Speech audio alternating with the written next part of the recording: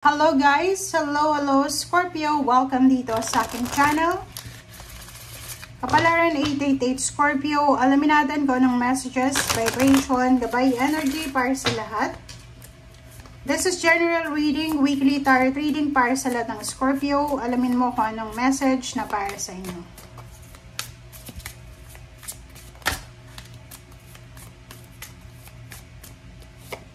Okay, Scorpio. First card mo is make a decision. It's number 11, manifestation. So, sinasabi sir dito, Scorpio, na para ma-manifest kung ano yung gusto mong mangyari sa buhay mo, kinakailangan mong magdesisyon. So, paki-comment sa comment section, Scorpio, kung resonated ka dito, ano ba yung kailangan mong pagdesisyonan? Ano ba yung importanteng decision making ang kailangan mong gawin sa linggong ito para matupad yung pangarap mo sa buhay?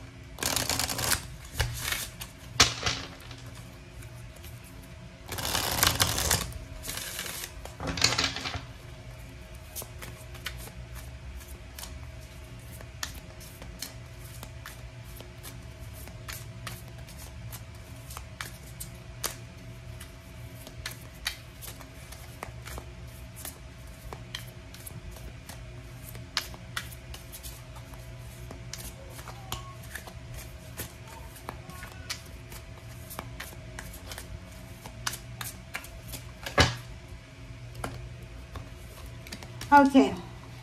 Seven of Air. Seven of Air. Sinasabi ng bara sa'yo dito, Scorpio, na yun na nga, it's decision making. Make a decision. Marami kang plano na kailangang baguhin. Marami kang plano na kailangan i-revise. Marami kang plano na kailangan alisin, dagdagan, parang ganon. So, sinasabi ng barasa ngayon na ano man itong plano mo sa buhay, kailangan natin na mag-isip ng maayos. Ngayong linggong ito, gamitin natin yung linggong ito para makapag-reflect tayo. Mag-reflect ka, sipan mo kung tama ba itong gagawin ko. Magmamatter ba to 10 years from now? 5 years from now? Parang gano'n. So, yun ang kailangan mong isa-isip. Okay?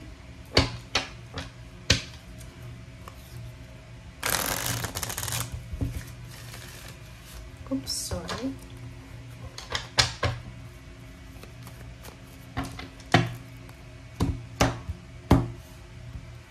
Okay, Scorpio. Talagang ganon. So, yung first two cards dito is resonated dito sa first card. So, sinasabi sa'yo dito, Scorpio, na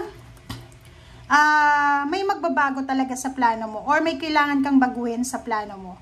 Pwedeng yung plano mo ay mag-ibang bansa or meron ka ng prospect na bansa kung saan mo gustong pumunta para magtrabaho or magnegosyo or pwedeng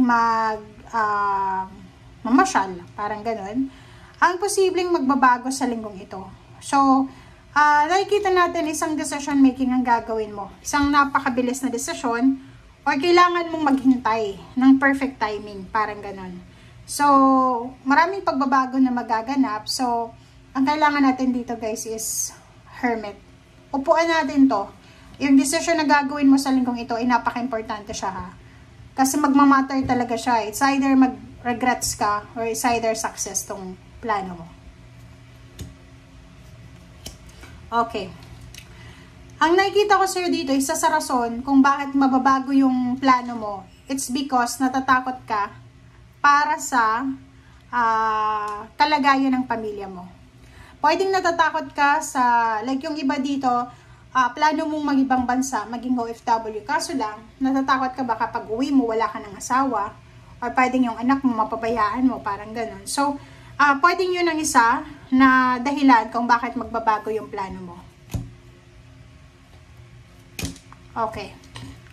But mag-iingat ka kasi mayroon ditong balita. It's either chismis, it's either communication siya, na pwedeng magbigay trigger sa'yo. So, ingat-ingat ka. Pwedeng ano lang siya, air signs, Gemini, Libra, Aquarius, or isang nakaka-trigger na balita ang posibleng matanggap mo. So, ingat-ingat ka lang.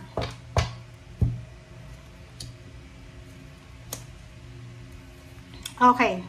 So, usaping trabaho, usaping financial, sinasabi ng baraha sa'yo na kung magpo-focus ka sa isang bagay, sa isang trabaho, pwede kang ma-promote dyan, pwede kang maging successful dyan.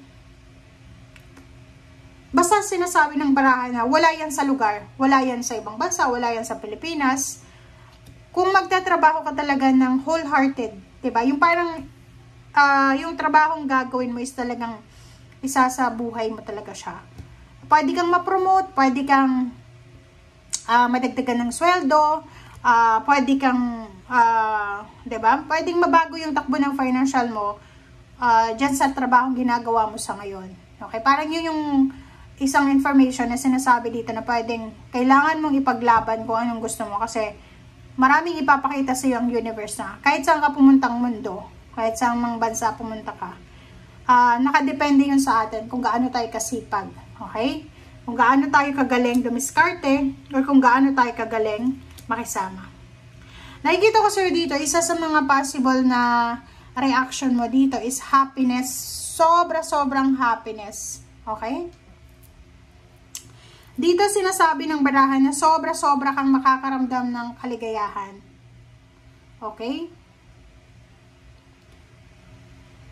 Etong Ace of Cups na to, isaapaw yung ano mo aapaw yung emotion mo Aapaw yung emotion mo na sinasabi ng baraha sa'yo dito na isa sa possible na rason dito is etong trabahong ino-offer sa'yo. Okay? Etong trabaho na ino-offer sa'yo ay posibleng magdala sa'yo to ng lump sum of money. Pwedeng, etong ino-offer sa'yo yung trabaho, etong trabahong papasukin mo ay pwedeng siya yung rason para makapag-ipon ka ng pera. Siya ang rason para maging masaya kayo ng buong pamilya. Diba? So, decision making talaga guys, ang kailangan mo dito. Okay. So, nakikita ko rin sa'yo dito, yung hinihintay mo, ay bigla siyang maglalaho na parang bulak. Parang ganon. So, yun, ang tagal mong nag-sacrifice, pwedeng nag-process ka na ng papeles, diba? Parang nag-process ka na ng papeles for being, diba, OFW. Pupunta ka na ibang bansa.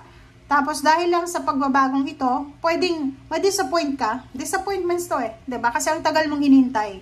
Ang tagal mong nag-process ng papeles, ng mga passport na yan, documents.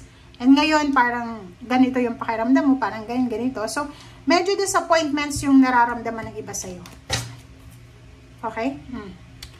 Queen of Swords, sinasabi ng baraha sa'yo dito na ano man ang direksyon na gusto mong puntahan,